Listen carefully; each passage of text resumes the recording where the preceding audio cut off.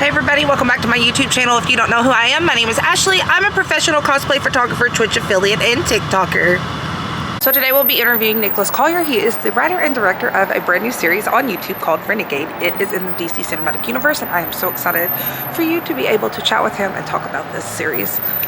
You've met Nicholas on my channel before as a cosplayer, but now I want you to see the other side of him.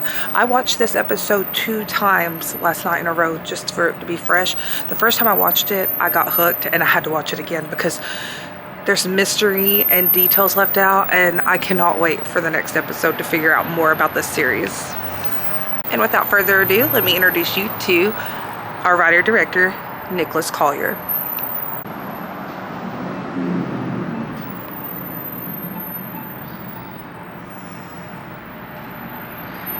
All right, the man of the hour, Mr. Nicholas Collier, our writer and director of Renegade. Will you tell us a little bit about your series? Yeah, so we just released our first episode, which is our pilot episode.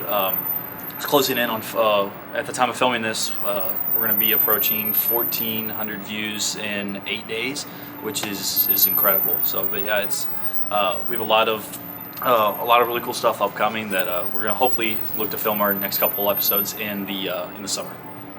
All right, so you got a lot of like people that backed you up on this. You want to talk about them to start off with? Yeah, we had an incredible team, you know, top to bottom, just absolutely incredible talent that helped bring this vision to life. You know, from Tommy Schaefer, who's my main producer on this, Jonathan Wade, who's my amazing cinematographer. We actually went to college together, and we finally got to work on a project together.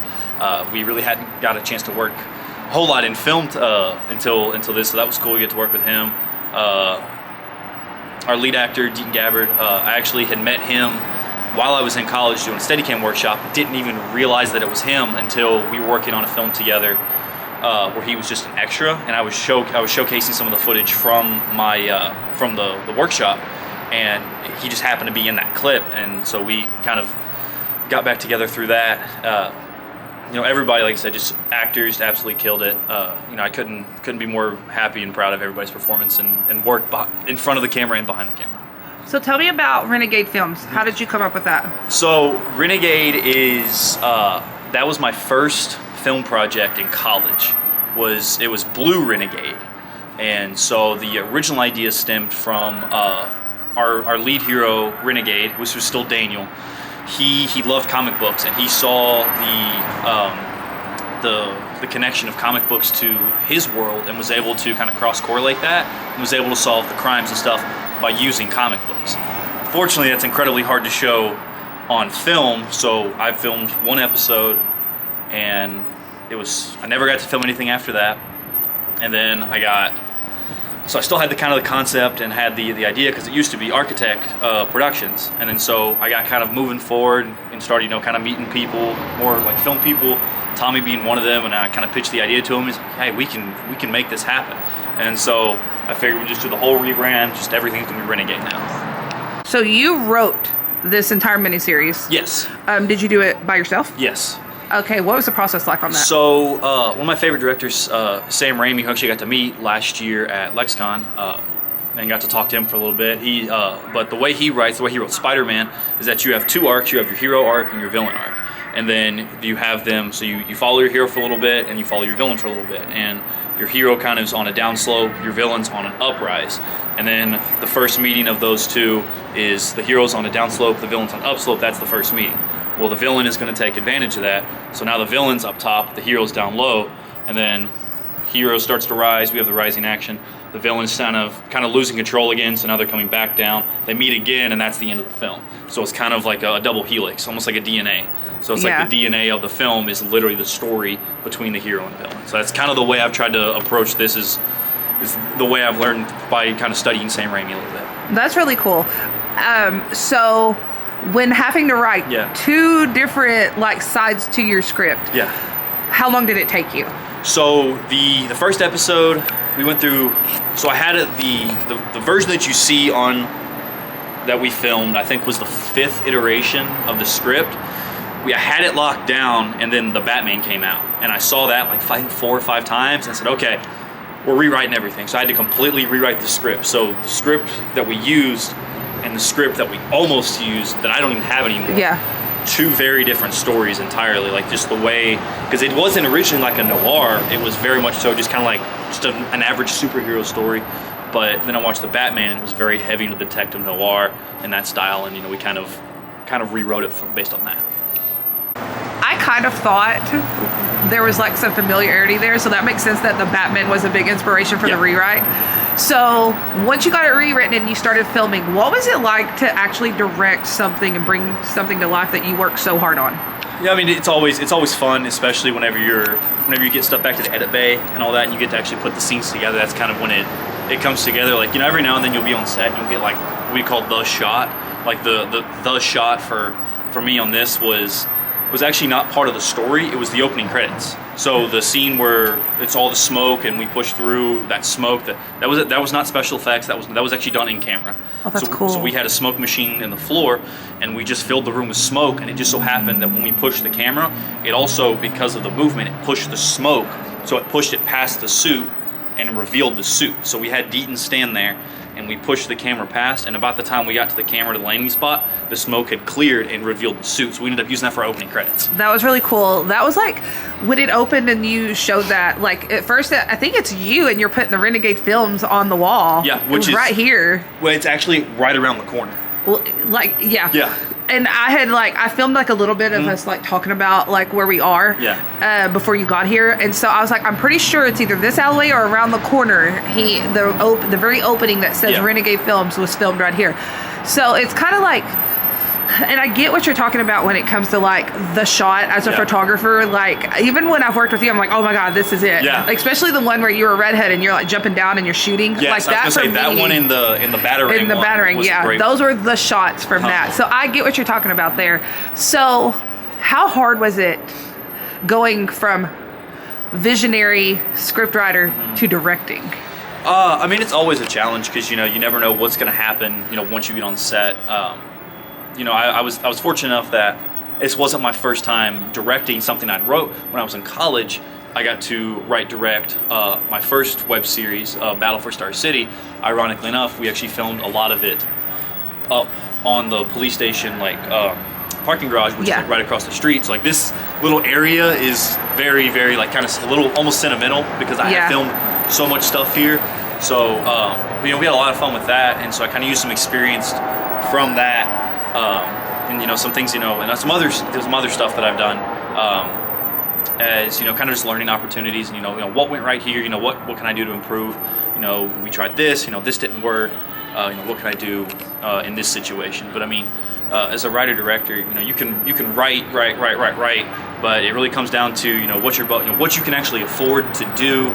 And just surrounding yourself with a talented crew to kind of help bring that vision to life. Yeah.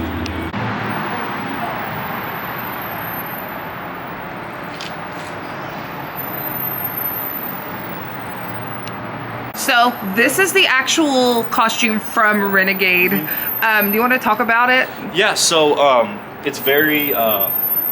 If you know comics, it's very much so very Nightwing, which is one of my favorite characters. But there's also a couple other hidden details. So this white piece right here is it's inspired from the Man of Steel suit. So he kind of has that dark blue piece that goes right here. And you look really, really close to the fabric. It actually has the Superman Man of Steel pattern on it.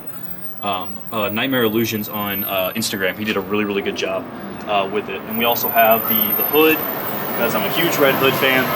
So we have a hood on here that he uses. I don't have the mask with us, but the mask is actually Tobey Maguire's Spider-Man mask without the top of the shell, wrapped in fabric from Joann's. It's the Yaya Han cosplay, the black cosplay fabric. Oh, I just glued it onto that, and it looks great.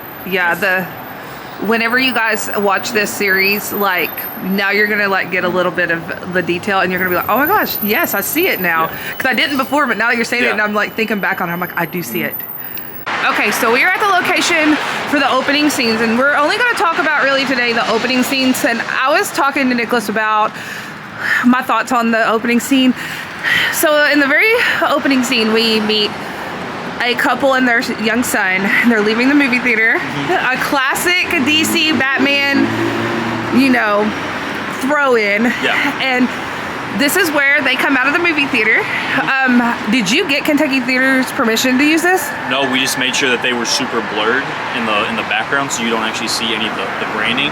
Just so happened like we had looked at a bunch of different locations like around kind of theaters and stuff that had alleyways, and none of them really worked the way we wanted them to. But this one, it worked really well, because we had the parking garage over there, so we could actually park everything.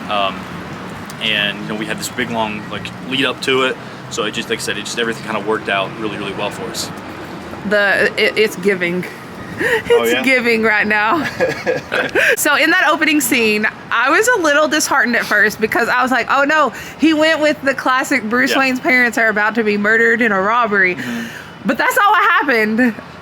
Yeah. Like, so like I said, I'm again, if you've watched it, you can tell I'm a huge Batman fan. And you know, every time they do a new Batman movie or they reboot it, they always show Thomas and Martha getting gunned down in the alley. So I thought, well, let me rewrite that a little bit and kind of you know, put a little twist on it. So obviously I won't give away what happens in the opening scene just because you know, it's kind of it's a fun little twist. But I decided to kind of, you know, show the jingle the trick in front of everybody and then divert it away from flip. it. Yeah. And then whenever I was like, wait a minute, and I was with my co-teacher sitting at the desk watching the first episode, like the first skim through of it, because like he sent it to me. He's like, here's the first one. So the next day I like set up my lunch table. I was watching it, and then I was like, oh no, and then I was like, wait a minute, like this isn't not what I thought. Yay! I was so excited. So the twists are really good in this whole series. Like I had to watch fully watch the first episode 2 times to kind of catch stuff, and I didn't catch it all. Yeah. So it's definitely something I would literally keep focus on and watch it multiple times, because Nicholas was really good about like hiding some little twists and turns in this, and also leaving you with really good questions at the end. There's a lot of really good Easter eggs in there that when I started writing, I wanted to kind of break down and kind of do a lot of homages to a lot of different like you know, different movies, like comic movies, and even comic book series, like that I have planned for like throughout the entire series that I've got planned on doing. But yeah, there's a lot of them in just in episode 1. Yeah, that's really exciting. Okay, so we're gonna kind of walk and talk, but this is the alleyway where the parents and the young child come down and meet the robber. So how was it filming in this alley? Like, oh, it was great. The lights that are over here. When I direct, I like to use a lot of natural light, just because it kind of really shows how the world really is. And this gave off these really nice kind of yellow like street lights, and very much so like Batman Begins, like the Narrows and all that. It's like really like dark yellow, and so it's really perfect. And it's very narrow, so there's really not a whole place. You know, you feel very tight in this alleyway. It feels very claustrophobic. You know, not a whole lot of places to go, so you kind of. And we start at the back side of the alleys. They walk in. It's very open. It's the open world. And then we start our story and we come down a straight narrow path into danger, and it just gets very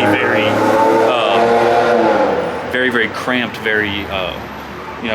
It's almost like they're walking into it like a trap, like it's a cage. Like it's really. So it kind of really helps tell the story. Okay, so we're gonna wrap up this interview with Mr. Nicholas. If there's one thing you want the people watching this video to take away from this, what would it be? I mean, if you have a dream, just go out and do it. Don't wait for tomorrow. Don't wait for the right circumstances. Create the correct circumstances. Surround yourself with the people that are going to help, build on that dream, or they're going to make you the best person you can possibly be. And you're going to fail. You're going to fail over and over and over, but that's just part of growth and part of, achieving that goal and that dream. Just don't give up on it. Just keep working at it, and you'll be just fine.